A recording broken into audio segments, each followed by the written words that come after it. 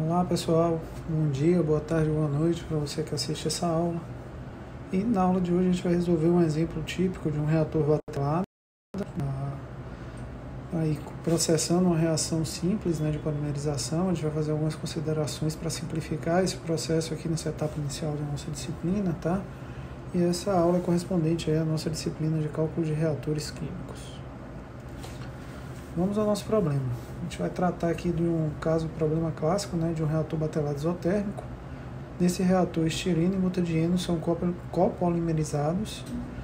A reação é conduzida de forma isotérmica, e esse reator possui um volume aí de 27 metros cúbicos. No reator é carregado 2.200 kg de estireno e 5.000 kg de butadieno. A reação é de primeira ordem para S e de primeira ordem para B. Aqui eu estou chamando S o estireno e B o butadieno. A constante cinética foi experimentalmente determinada e ela vale K igual a 0,036 metros cúbicos por mol/hora. E a reação é dada por esse esquema aí reacional aí abaixo, tá? S reage com 3,2 B para produzir polímero. Então, com base no que nos foi fornecido ali da característica cinética da reação, da ordem da reação, a gente já pode perceber que se trata de uma reação aí não elementar. E ele pede para que a gente determine aí as concentrações de S e de B após 10 horas de reação nesse sistema. Então vamos à solução do nosso problema, pessoal. O primeiro passo que a gente vai fazer é caracterizar o nosso conjunto de dados, aquilo que a gente tem agregado ali dentro de informação dentro da nossa questão. Primeira coisa, escrever a equação da taxa, 0,036 CSCB, ali 0,036 o valor do K. Como é um problema de um reator batelado, eu vou partir do balanço de massa de um reator batelado, o acúmulo igual que entra mesmo que sai, mas a geração. Batelado a gente não tem entrada nem saída. O termo de acúmulo é a variação do número de mols do componente no tempo, e o termo de geração a taxa vezes o volume. A gente tem o termo da taxa escrito já ali em cima, como S é um dos reagentes, a gente tem um sinal negativo, menos K, concentração de S, concentração de B vezes o volume. Tá? A gente vai fazer o mesmo procedimento para B. Os dois são alimentados simultaneamente no reator, o B é basicamente a mesma coisa do S. O cuidado que a gente precisa ter é que a gente tem uma proporcionalidade estequiométrica diferente para B, que está ali representada pelo 3,2. Então a gente tem ali as equações para S e para B fundamentais aí escritas. A gente sabe que também que o número de mols é a concentração vezes o volume, isso é válido tanto para S quanto para B, desde que a gente tenha esse volume constante aí no nosso sistema, que é uma consideração forte com base naquilo que a gente tem aí para uma reação de polimerização, mas a gente está adotando aqui para resolver esse problema de forma mais simplificada. Então, com essa igualdade dos volumes, eu posso tirar ele da derivada, simplificar os termos que aparecem ali nas expressões, e com isso obter as duas equações aí, para o S e para o B, como uma variação do tempo. Para resolver esse tipo de problema, a gente precisa de uma condição de contorno. Eu estou assumindo que é um problema de valor de contorno inicial aqui.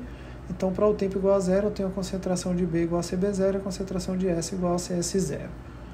Com base lá nos dados que nos foram fornecidos de alimentação, que estão dados em quilo, e com base ainda nos valores de massa molar e de volume de reator, a gente consegue determinar aí a concentração inicial de S, valendo 0,78 kmol por metro cúbico, e para B ali, lembrando que S é estireno e B é butadieno, a gente consegue determinar o valor da concentração inicial de B, com massa molecular de B de 54 kg/mol.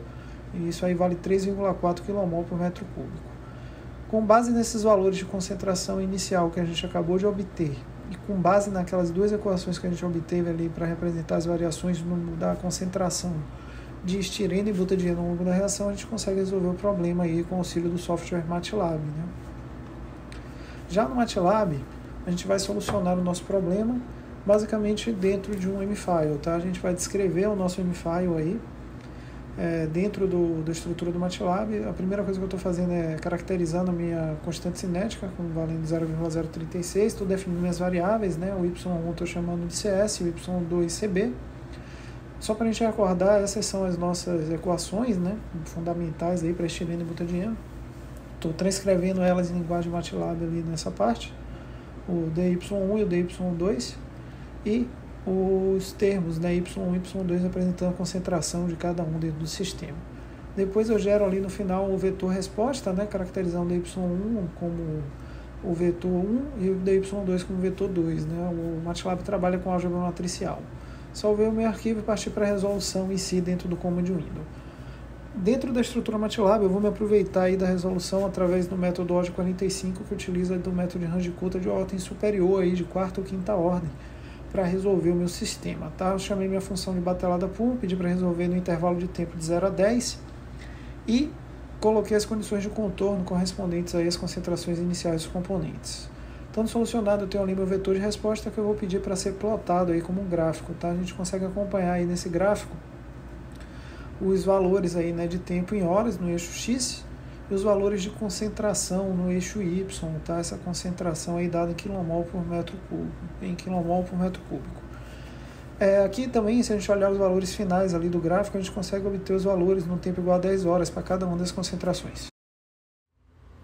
Então, pessoal, pela aula de hoje era isso. A gente se encontra na nossa próxima aula. Até lá!